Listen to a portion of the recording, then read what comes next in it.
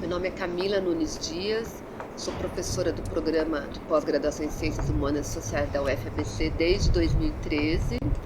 Sou professora da UFABC no Bacharelado em Ciências Humanidades e no Bacharelado em Políticas Públicas desde 2012. Fui coordenadora do PCHS, fui vice-coordenadora em 2014, depois eu passei para a coordenação e mais ou menos até 2016. Depois tive mais um período, se não me engano, em 2019, na vice-coordenação.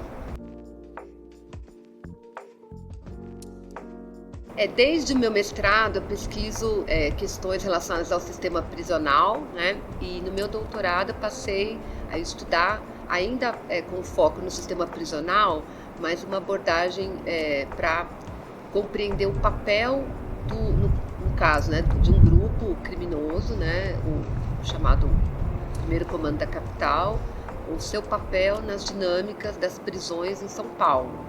E desde lá para cá, assim, eu continuo nesse campo de pesquisas, ampliando, né, a perspectiva para compreender as dinâmicas criminais, as dinâmicas da violência em espaços fora do ambiente prisional, especialmente os processos, as transformações, a expansão desses grupos criminais e a forma como eles impactam, né, nos fenômenos da violência, na produção de desigualdades e violências múltiplas, né, de gênero e outras formas de violência. Atualmente eu participo de vários projetos de pesquisa, um deles, né, é um projeto pelo IPEA, no qual o objetivo é compreender o papel das facções sobre o fenômeno da violência nas regiões brasileiras. A gente já fez região norte, região centro-oeste, no momento está fazendo região nordeste. Então a ideia é, a partir das taxas de homicídio nos estados dessas regiões, compreender, no caso do meu projeto, né, qual que é o papel das facções nesse fenômeno. Porque, é claro, as chamadas facções não são o único tipo de grupo criminal existente, há muitos outros, né? E há uma série de interações que envolvem outros atores que também produzem violência.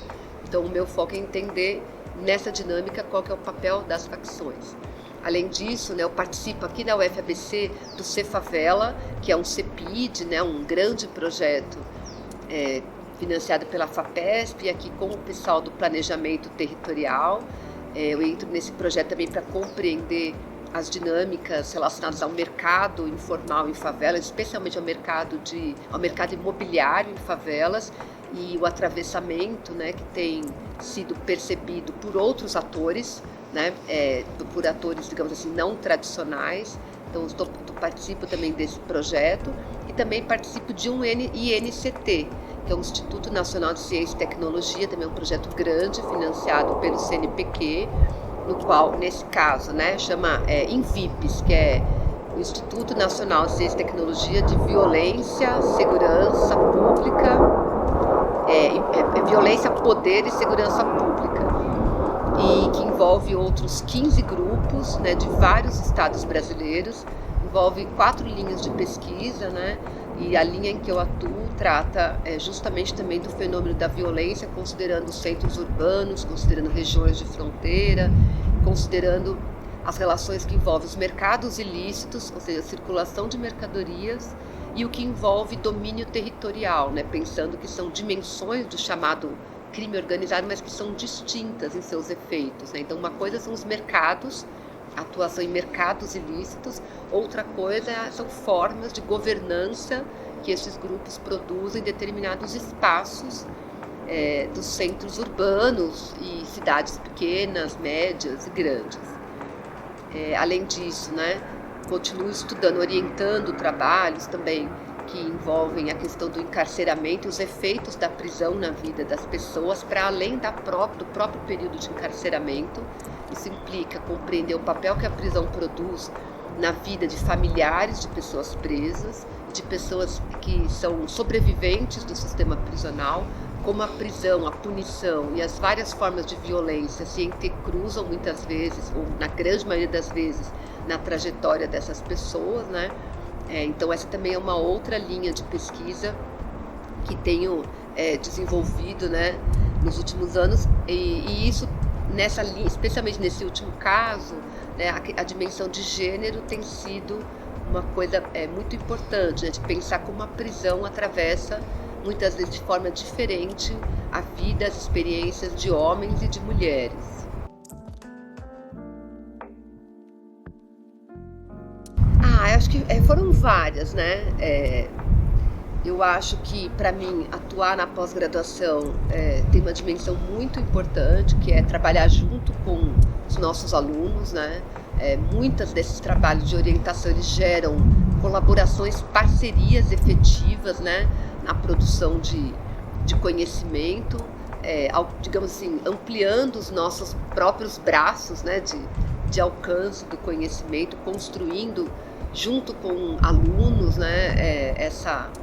Esse campo, né, acadêmico, e particularmente para mim foi muito relevante na minha trajetória ter escrito o livro A Guerra, junto com um colega, né, o Bruno Paes Mans, que é jornalista, pelo fato principalmente de que esse livro ele tem uma natureza um potencial de alcance que extrapola o campo acadêmico, né? Embora ele tenha sido construído a partir das experiências do Bruno como jornalista e também acadêmico, né, como cientista político, e das minhas experiências como acadêmica, em pesquisas acadêmicas, mas ele é narrada de uma maneira de um estilo, né, mais, digamos assim, não acadêmico, mais acessível a um público mais amplo. Eu acho que esse livro teve um aspecto muito interessante, que foi de ampliar o público que a gente envolve para um debate sobre os problemas, né? No caso da violência, da criminalidade. Então, ampliar esse escopo do debate para além das universidades, abarcando profissionais da segurança pública, profissionais do sistema de justiça criminal e outros segmentos da sociedade. Eu acho que foi uma experiência, ainda, né, muito relevante para a gente, digamos, ampliar o impacto, né, daquilo que é produzido dentro das universidades, para que a gente tenha condições e possibilidades de pensar em formas mais diretas de transformação social, de diálogo com os atores da sociedade que estão diretamente inseridos nos problemas que a gente estuda.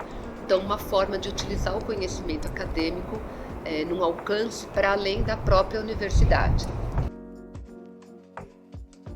Bom, desde que eu entrei no programa, no PCHS, eu me envolvi intensamente, né, com as atividades do programa, e isso implicou, né, logo, pouco tempo depois, menos de um ano depois que eu estava no programa, assumi a vice-coordenação, né, e isso é um trabalho intenso, né, a coordenação de um programa de pós-graduação, ela é um trabalho bastante intenso. A gente, enfim, né, tem uma série de demandas que as coordenações precisam assumir, desde sucupira até processo seletivo e as coisas mais cotidianas de gestão, né? Foi muito desafiador, mas também foi muito aprendizado, né? Então, logo depois que eu me tornei vice, pouco tempo depois acabei me tornando coordenadora e primeiro fui coordenadora com o Cláudio como vice e depois com a professora Maria Gabriela. Então foi muito desafiador, mas ao mesmo tempo também foi um período que a gente tinha um engajamento dos alunos muito intenso no programa, e a gente fez uma reformulação grande no programa com regimento, mudaram as disciplinas. O programa tinha uma estrutura muito diferente da que é hoje, né? Tinham muito mais disciplinas.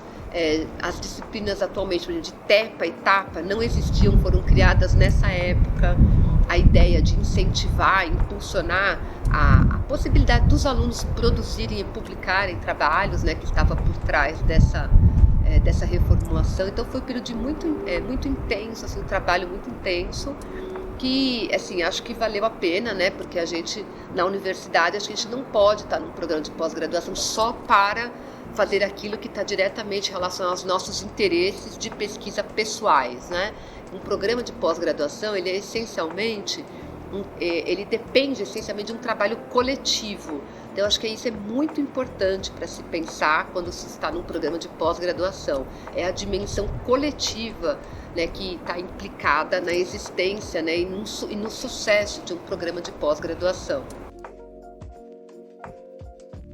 Os alunos, né, aqueles que pensam em prestar para o mestrado, para o doutorado, acho que é muito importante, né, de se pensar nas potencialidades que a universidade pública oferece, de se fazer, né, de ter possibilidade de oferecermos, né, um curso de mestrado e doutorado de uma qualidade um nível de qualidade muito alto e que também demanda muito engajamento, né? Então, assim, é preciso ler, sim, é preciso estudar, é isso que faz parte da nossa obrigação como docentes de um curso, né, de pós-graduação, estrito sensu, e faz parte também, eu entendo, das obrigações dos alunos. Então, isso, muitas vezes, né, há cobranças, mas ela é constitutiva da nossa trajetória acadêmica.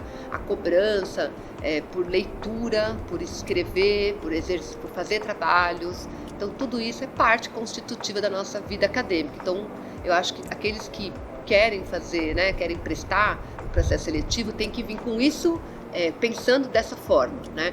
E através da leitura, da interação com os textos acadêmicos, com os nossos interesses, com a nossa trajetória de vida, com a nossa militância, que a gente produz conhecimento necessário para a transformação social.